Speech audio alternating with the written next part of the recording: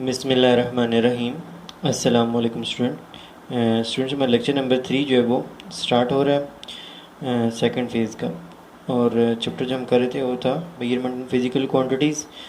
तो अभी हमने आज हमारा लेक्चर नंबर 3 है जिसमें हमने फ़िज़िकल क्वांटिटीज़ के बारे में बात करनी है। तो प्रीवियस लेक्चर तक आपका क्वेश्चन नंबर 6 हो चुका था। क्वेश्चन नंबर 7 आज नोट करेंगे आप।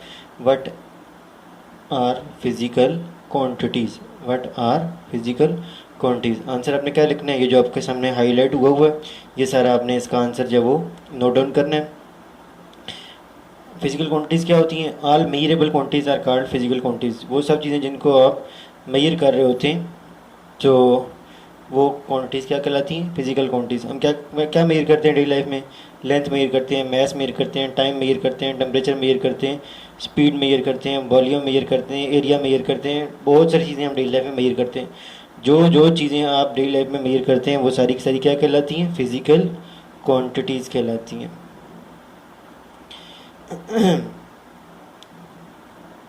अब फिजिकल क्वांटिटी, अब कोई भी फिजिकल क्वांटिटी होगी तो उसमें दो चीज़ें आपको नज़र आएंगी। फॉर एग्ज़ाम्पल आप बाज़ार जाते हैं और क्या करते हैं, चीनी ख़रीदते हैं 5 kg, नीचे एग्ज़ाम्पल लिखी हुई है 5 kg चीनी ख़रीदते हैं, शुगर ख़रीदते हैं। तो अब उसमें एक नंबर आपको नज़र आता है, आप यूज़ करते हैं 5, और एक उसके आगे लिखी होती है kg। वो क्या होती है? यूनिट। जो चीज़ आप मेजर कर रहे हैं, हर चीज़ जिसको आप मेजर करते हैं उसके साथ आपको एक यूनिट इस्तेमाल करनी होती है। मिसाल के तौर पर लेंथ मेजर करते हैं तो उसके बाद सेंटीमीटर, मिलीमीटर, किलोमीटर कुछ मेजर कर लिखना पड़ता है। इसी के से अगर आप मैथ्स मेजर करते हैं तो केजी लिखना पड़ता है। टाइम मेजर करते हैं तो सेकंड, मिनट्स या आवर्स कुछ आपको लिखना पड़ता है। टेम्परेचर मेजर करते हैं तो डिग्री सेल्सियस लिखना पड़ता है। तो जो भी आप चीज़ मेजर करते हैं तो आपको उसके साथ यूनिट इस्तेमाल करनी पड़ती है और कोई नंबर भी बताना पड़ता है। तो a physical quantities, third line में, a physical quantity possesses at least two characteristic in common. हर फिजिकल क्वांटिटी में दो चीज़ें लाजमी कॉमन होती हैं। वो कौन सी हैं? वन, इट्स न्यूमेरिकल मैग्नीट्यूड, मतलब आप कोई नंबर इस्तेमाल करते हैं तो मतलब एक बंदा जाता है जाके टमाटर खरीदता है, जी 7 किलोग्राम टमाटर दे दें, तो वो 7 क्या है? उसका न्यूमेरिकल मैग्नीट्यूड है।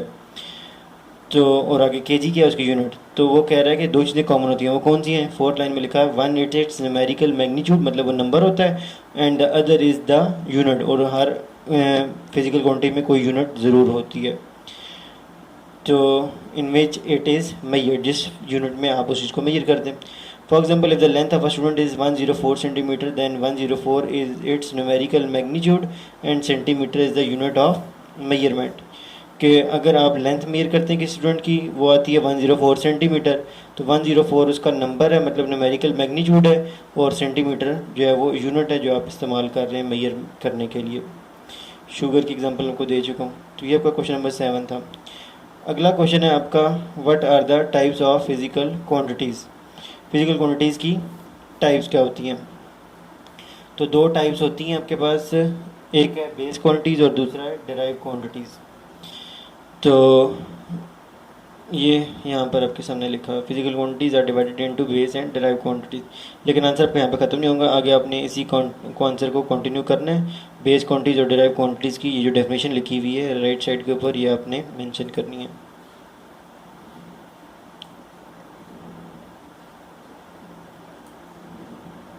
चलो ठीक है, क्वेश्चन नंबर 8 आप वहीं पर वाइंड अप कर दीजिएगा। ये जो आपके पास पीछे आपको बताया था कि what are the types of physical quantities. Physical quantities are divided into two types, base quantities and derived quantities. अब क्वेश्चन नंबर 9 आप बना लें, व्हाट आर बेस क्वांटिटीज। तो बेस क्वांटिटीज कौन सी होती हैं और डिराइव क्वांटिटीज कौन सी होती हैं, अभी हम देखते हैं इसको। तो क्वेश्चन नंबर 9 में आपने लिखना है what are base quantities. Base quantities क्या है? Base quantities are the quantities on the basis of which other quantities are express. Base quantities वो क्वांटिटीज होती हैं जिनकी बिहाफ के ऊपर आपकी बाकी क्वांटिटीज बनती हैं। ये कितनी होती हैं? ये 7 होती हैं। 7 क्वांटिटीज़ होती हैं, 7 फिजिकल क्वांटिटीज़ ऐसी होती हैं जिनकी वजह से बाकी सब जो है वो बाकी क्वांटिटीज़ बनती हैं। तो इन 7 क्वांटिटीज़ को हम क्या कहते हैं? Base quantities. तो ये उसकी डेफिनेशन है और इसके बाद ये उसका टेबल है। आपने वो डेफिनेशन लिखनी है बेस क्वांटिटीज़ की, और फिर उसके बाद आपने ये बेस क्वांटिटीज़ का जो अगले पेज पे टेबल आपके सामने रखा जा रहा है इसको आपने नोट डाउन करना है। इसके अंदर आपने एज चीज़ इसको लिखना है, सबसे ऊपर क्वांटिटी, फिर उसके बाद यूनिट। क्वांटिटी के अंदर दो चीज़ें आएंगी, क्वांटिटी का नाम, ये बेस क्वांटिटी का नाम, और बल्कि इसको अपने सिर्फ क्वांटिटी नहीं लिखना बल्कि अपने बेस क्वांटिटी लिखना है, और फिर उस क्वांटिटी का सिंबल। फिर हर बेस क्वांटिटी की अपनी यूनिट होती है, फिर यूनिट का भी आगे एक सिंबल होता है। ये 7 बेस क्वांटिटीज़ कौन सी हैं ये आपके सामने लिखी हुई हैं। Length, mass, time, temperature. Length, mass, time, electric current, intensity of light, temperature, amount of substance. तो लेंथ का सिंबल होता है आपके पास स्मॉल एल। लेंथ का सिंबल क्या होता है?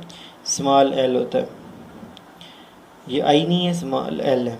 फिर उसके बाद लेंथ को हम किस यूनिट में मेजर करते हैं? मीटर में, कि उसकी स्टैंडर्ड यूनिट जो है वो क्या है? मीटर है।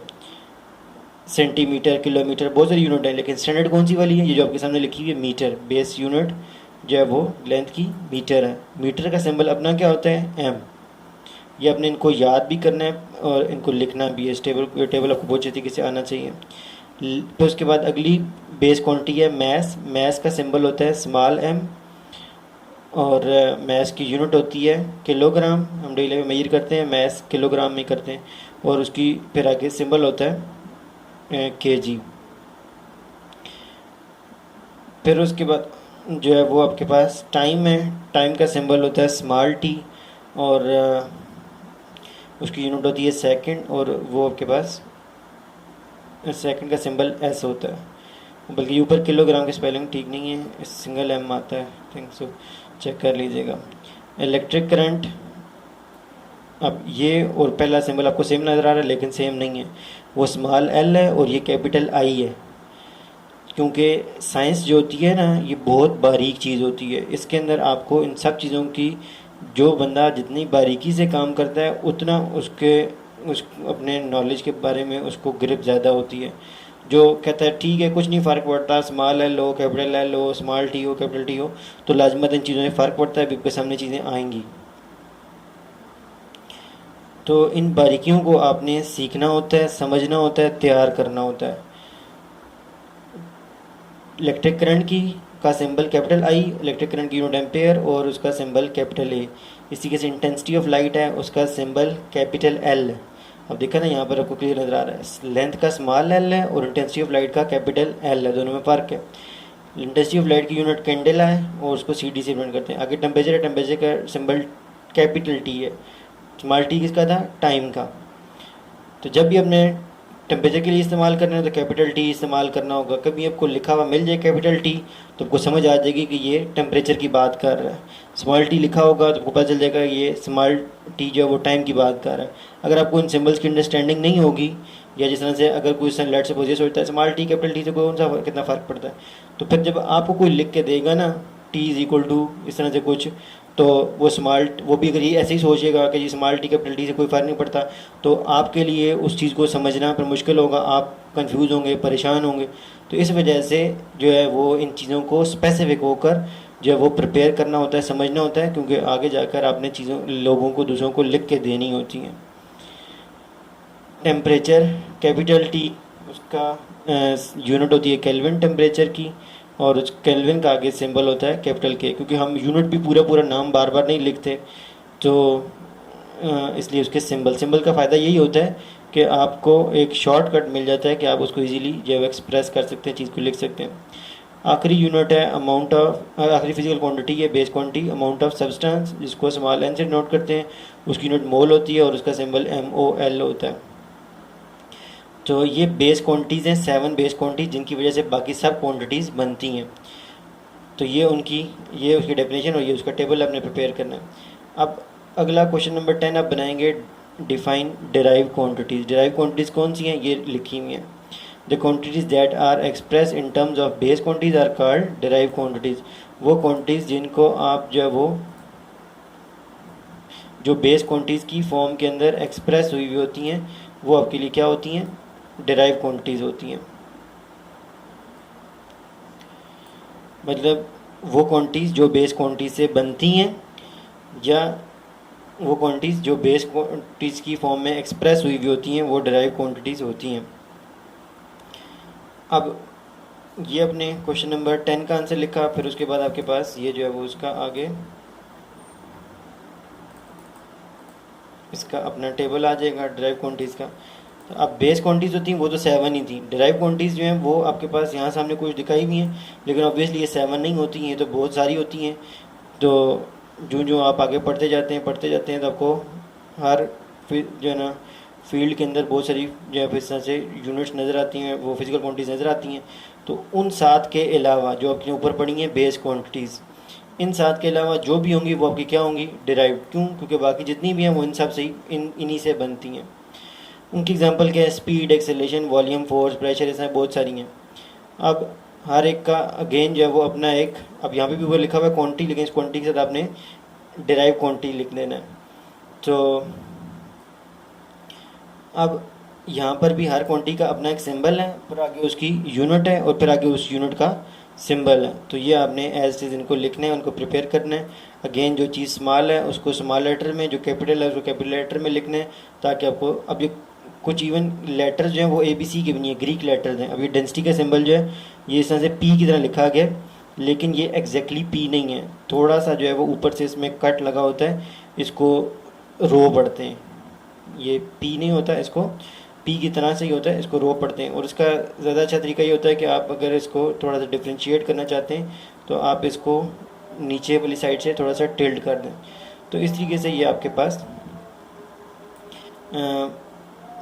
सारी यूनिट्स जो हैं वो सारी बेस क्वांटिटीज़ और डिराइव क्वांटिटीज़ आपके सामने आ जाती हैं। इन सब की ये यूनिट्स लिखी हुई हैं, ये सारी चीज़ें आपने इनको प्रिपेयर करना है। इवन जो ब्रैकेट्स में लिखी हुई हैं ये भी आपने लिखनी है और इनको भी आपने प्रिपेयर करना है। इनकी सिग्निफिकेंस जो है वो हम नेक्स्ट लेक्चर के अंदर डिस्कस करेंगे। अब एक चीज़ जो और है वो ये है कि आपके पास अगला जो क्वेश्चन है आपका क्वेश्चन नंबर 11, वो है आपके पास डिफाइन यूनिट। यूनिट की डेफिनेशन ये आपके सामने लिखी हुई है, मैं हाईलाइट कर देता हूँ इसको, तो ये आप नोट कर लीजिएगा। Once a standard is set for a quantity, then it can be expressed in terms of that standard quantity. This standard quantity is called unit. कि हर फिजिकल क्वांटिटी के लिए एक स्टैंडर्ड सेट किया जाता है, उसको हम यूनिट कहते हैं।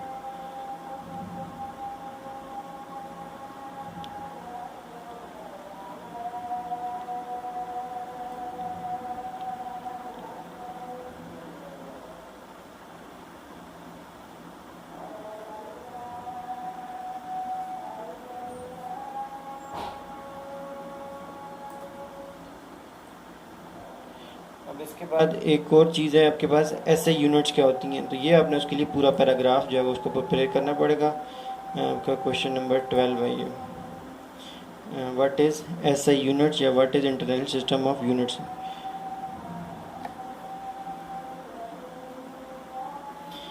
कि इंटरनेशनल सिस्टम ऑफ यूनिट्स क्या होती हैं कि with the development of field of science and technology, the need for a commonly acceptable system of units were seriously felt all over the world, particular to exchange scientific and technical information। कि आपके पास जो जो science की field और technology की field में development होना शुरू हुई, तो अब एक कंट्री एक यूनिट इस्तेमाल करता था, कोई सेंटीमीटर का रहा है, दूसरा किलोमीटर का रहा है, कोई मिलीमीटर का रहा है। तो एक कॉमनली एक्सेप्टेबल सिस्टम की ज़रूरत पड़ गई लोगों को कि एक ऐसा सिस्टम हो जिसको सब लोग इस्तेमाल कर सकें। तो मतलब वो एक्सटेंडेड यूनिट हो जो सब के लिए एक जैसी हो। तो वो फिर हमने एक कॉन्फ्रेंस हुई, the 11th general conference on weight and measures, held in Paris in 1960, और उन्होंने वर्ल्ड सिस्टम अडॉप्ट किया जिसको SI यूनिट्स कहा जाता है, इंटरनेशनल सिस्टम ऑफ यूनिट्स कहा जाता है।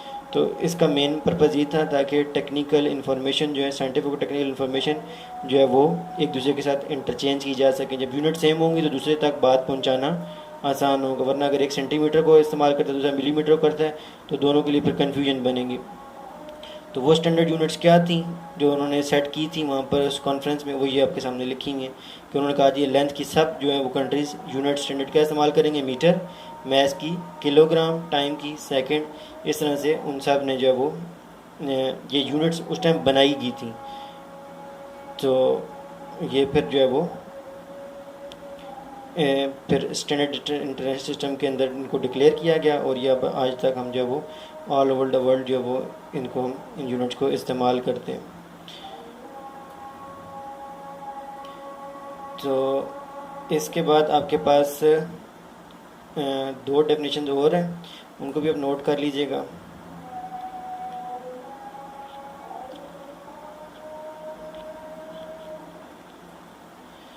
बेस यूनिट और डेराइव यूनिट। मतलब अगला क्वेश्चन आपका क्वेश्चन नंबर आपका था ये अब 13 होगा। Define base unit and define derive unit. Base unit कौन सी होती है, डेराइव यूनिट कौन सी होती है? तो ये आपके पास डेफिनेशन इसकी लिखी हुई है। ये the unit that describe base quantities are called base unit. मतलब ये जो अगले पेज पे हमने देखी है कि ये आपके पास हर बेस क्वांटिटी की अपनी एक यूनिट होती है। तो ये यूनिट क्या कहलाती है? ये बेस यूनिट कहलाती है, मीटर, किलोग्राम ये। और जो डिराइव क्वांटिटी की यूनिट होगी वो डिराइव यूनिट कहलाएगी। तो इस तरह से आपके पास ये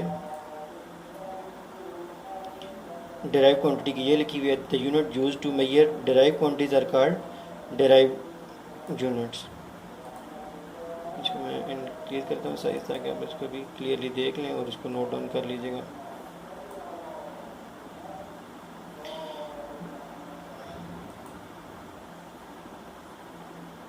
derive units are defined in terms of base unit. इसी तरीके से हर डिराइव यूनिट क्योंकि डिराइव क्वांटिटी बेस क्वांटिटी से बनती है, तो डिराइव यूनिट ऑब्वियसली फिर बेस यूनिट से बनती है। इसलिए हम हर डिराइव क्वांटिटी को, हर डिराइव यूनिट को बेस यूनिट की फॉर्म में लिख सकते हैं। मतलब यहाँ पर आ रहा है ना, मीटर पर सेकंड इसकी यूनिट है।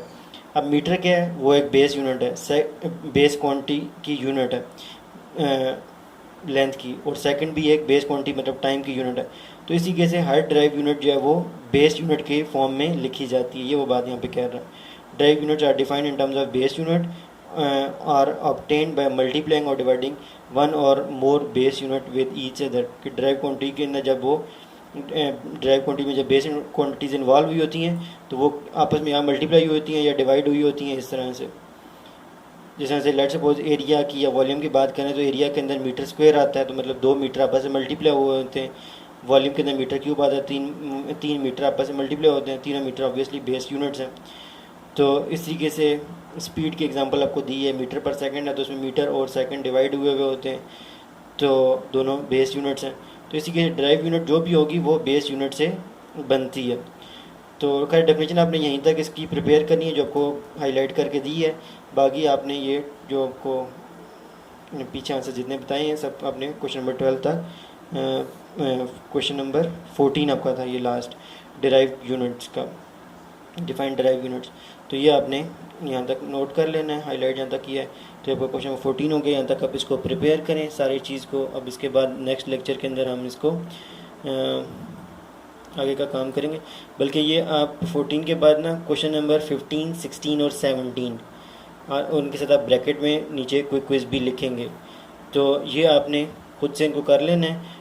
तो how can you differentiate base and drive quantities, दरम्यान में आप लाइन लगा दें। एक तरफ बेस क्वांटिटी की डेफिनेशन, एक तरफ ड्राइव क्वांटिटी की डेफिनेशन, एक तरफ बेस क्वांटिटी की एग्जांपल लिख दीजिएगा कुछ, और एक तरफ दूसरी साइड पर राइट साइड पर ड्राइव क्वांटिटी की एग्जांपल लिख दीजिएगा।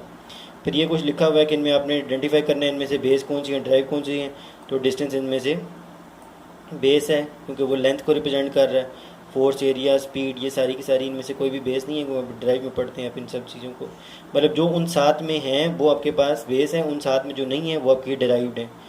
और वो जो इनमें से पहली है ना लेंथ, वो लेंथ डिस्टेंस की फॉर्म में भी लिखी जा सकती है, इसलिए लेंथ लिखें, डिस्टेंस लिखें, एक ही चीज़ है। तो बाकी उन 7 के अलावा जो भी हैं वो डिराइव्ड होती हैं। फिर अगेन यहाँ नीचे दोबारा वो पूछ रहा है कि इनमें से बेस कौन सी, ड्राइव कौन सी थी, तो आप इनमें आइडेंटिफाई कर दीजिएगा। तो ये क्वेश्चन नंबर 17 तक हो जाएगा। इसके बाद हम प्रीफिक्सेस का टॉपिक नेक्स्ट लेक्चर में डिस्कस करेंगे। तो अभी के लिए जितना हो गया आप इसको प्रिपेयर करें, लिखें, और अल्लाह हाफिज़।